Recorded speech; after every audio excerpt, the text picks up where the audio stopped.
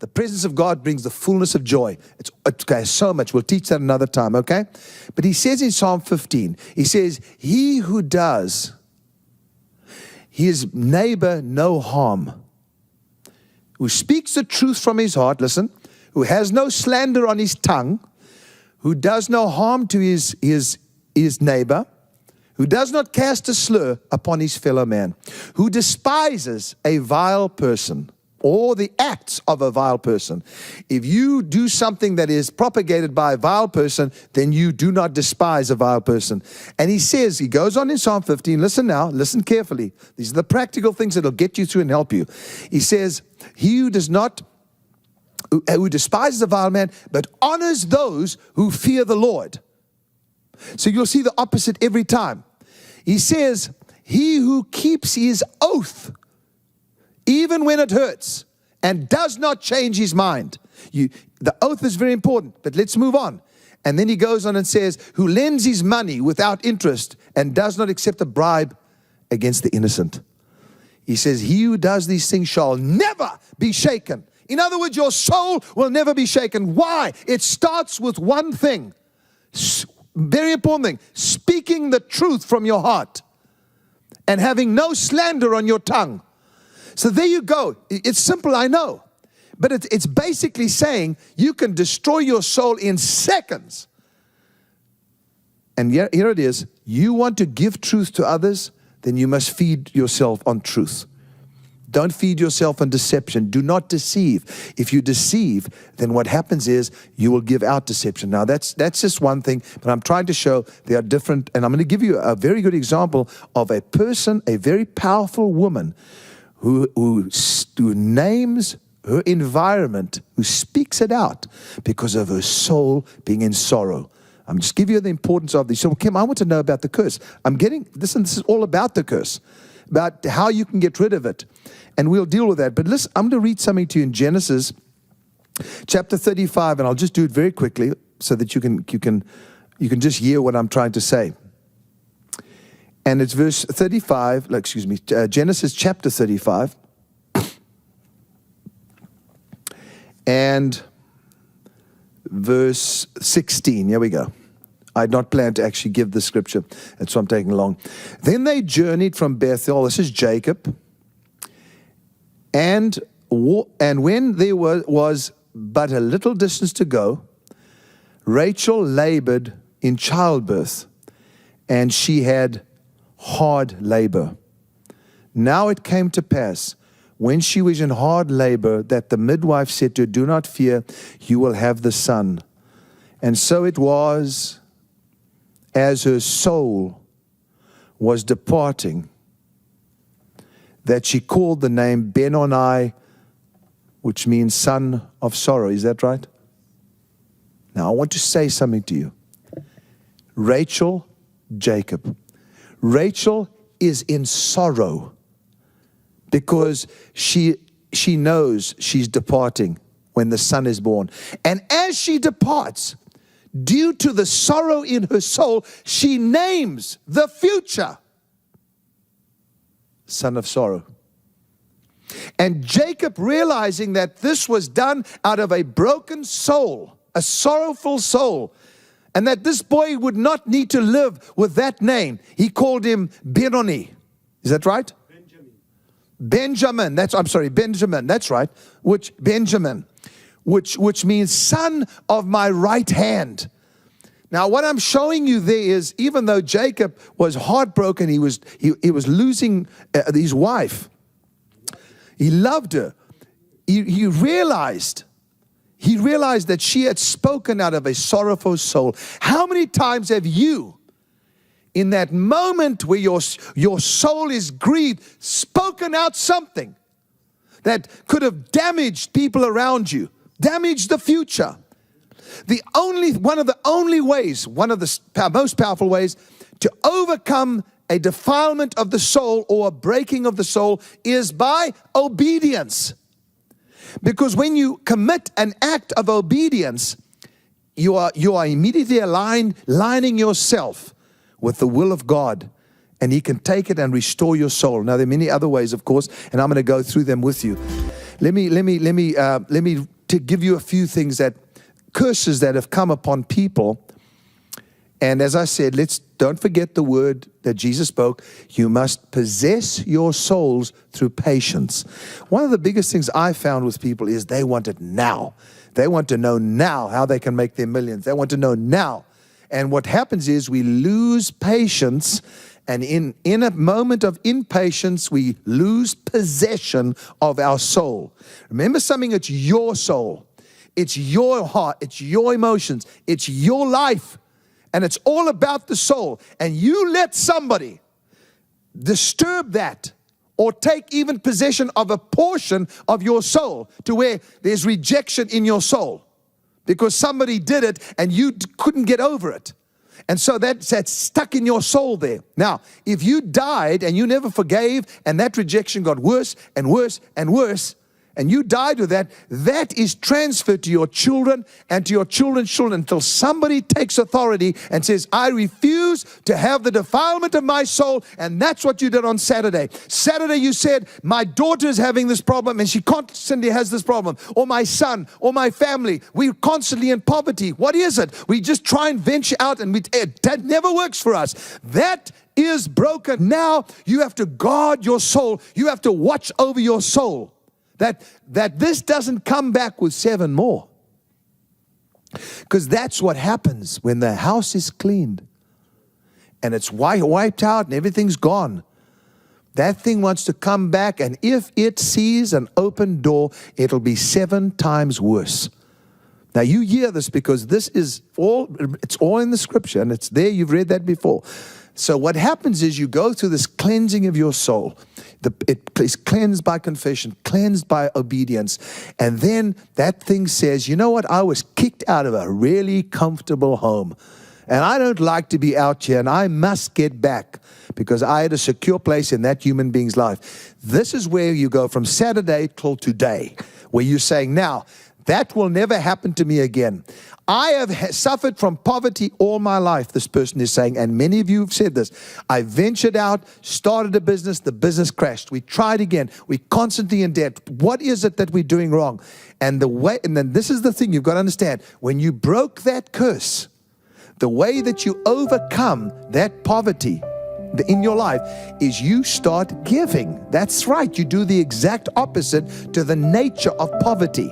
The nature of poverty is I cannot give. I cannot help. I cannot help others. So that's why you have to find what it is you have to be obedient to in order to bring restoration to your soul. Now, let's give a few things that happen in life. There's rejection. That happens all the time. It happened at school. It happened with school friends. It happened with teachers, and so on. It can be easily take root in your heart, in your soul, and then you see everybody else as rejecting you. And so when you slightly reject it, I've seen it happen in many people's lives. I've written songs with people. I've been with musicians where we've tried to put, I'm using music now as an example, where that person is so easily offended because I said, no, I didn't like that piece. Because they added a piece, say to the music or to the song or the words, and I, as the leader of my own musical, I said to them, and most of the time I say, that's beautiful, let's work it out. But if I perhaps said to a person who is in their soul, rooted deep in their soul, there's that rejection that they've never got rid of because of somebody that did something and they never forgave that person, that person will ultimately get offended within seconds. Within seconds, I say, no, I didn't really like that piece. Let's try something else. You could see it on their countenance, not now my present team, but it's happened in times past, where you can see they're upset, they won't do anything, they're not productive, they're not participating. Now everybody feels it. Why? Because one person, just like Rachel, when she was in sorrow, named it and released it into the atmosphere, and Jacob had to take authority and say, no, this is not a son of sorrow. I will not allow this boy to live with sorrow all his life. And he spoke against it and said, I'm changing it today. This is very important for you to understand, because when that person, when I say to the person suggesting a piece of music, when we're writing a song, no, that's not going to work. And then they get upset. And they don't look at you in eyes. They look down. Now everybody's feeling it. It's starting to spread. Rejection. What's another one that's a curse that's come into people's lives? Insecurity. Insecurity is huge. Why? Because of things that happen. You tried something, it never worked. Now you're afraid to do it again. What's another curse that comes? Death. Some people have just death taking place in their families all the time, surrounding them by it. It's not normal. Yes, death is a natural thing. However, if it's unnatural, it's happening all the time, then that is a curse that's on your family. Inferiority. Inferiority is also a curse that comes in as a result of something that happened in your life and got stuck in your soul, and you feel inferior about everything. I struggled with that when I was younger. I know it's very hard to believe, but I actually struggled with that a lot in my life. It felt inferior about anything I did. Even when I was young, playing the piano, I felt I was inferior to everybody else. Because at school and South Africa, and this is very unfortunate, but this is how they worked. It's not like America and other schools. When you didn't do well, they'd say, you are stupid. And I'll never forget when I was about 8 years of age, I could not get math. And I was in school and I couldn't get it right, and I started shaking. I was so afraid because everybody else knew it and I didn't know it. And instead of the teacher coming and saying, let me take you after school, or let's get some extra lessons, he said, Clement, stand up. He said, you know what? You just plain stupid. And made that statement in front of all my school friends. Now, at that point in time, inferiority started setting in. Why? Because I couldn't accomplish. But instead of being steered to my accomplishments, which everything else I was doing, so I was doing piano beautifully, classical music, I was learning, I started when I was age of 5, but this one thing caused me to feel inferior about everything. Because it's in my soul, and when it's in your soul, it controls your perspective, your perception. You think everything's the same. I'm just not doing things well, and I feel rejected. This is important for you to understand, because if you can get control of that and break the power of it, I teach people this, and a lot of you like the thing that I teach, and that is when I say to you, when you come to God, don't come with inferiority and tell him all your mistakes and never say one good thing to him about what you did. In other words, yes, you can confess your sins. Yes, you can say sorry to God if you've done wrong.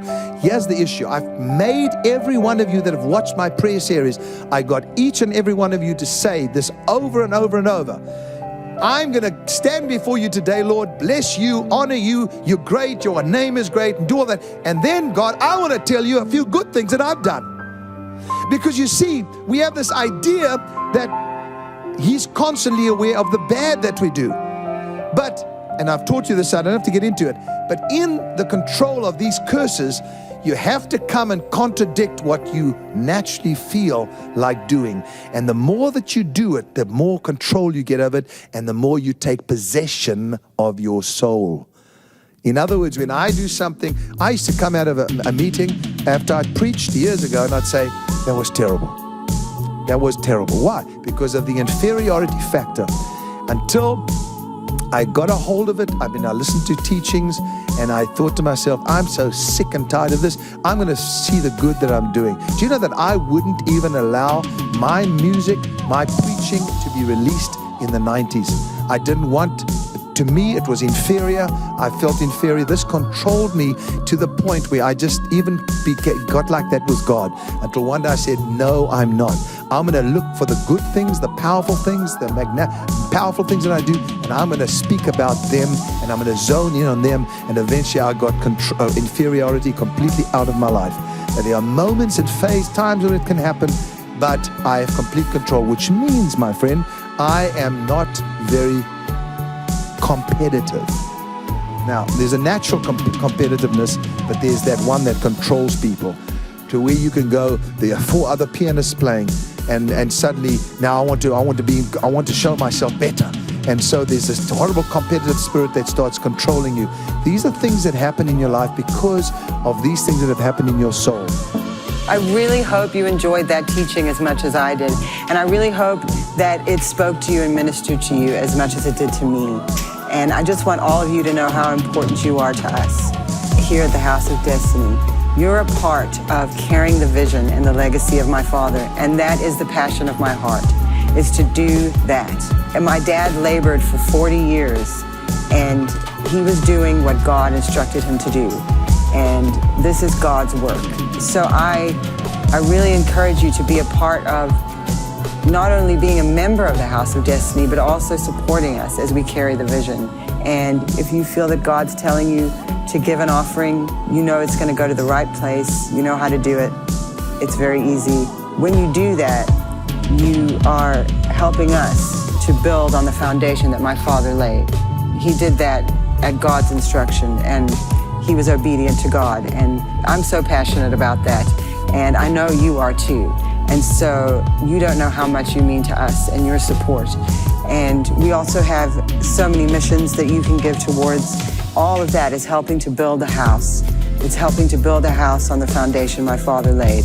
And so I just want you to all know how much you mean to us, and to thank you, and to remember that every Saturday and Wednesday we're still here, and we're building the house, and we're continuing what my father began, and we're carrying the vision.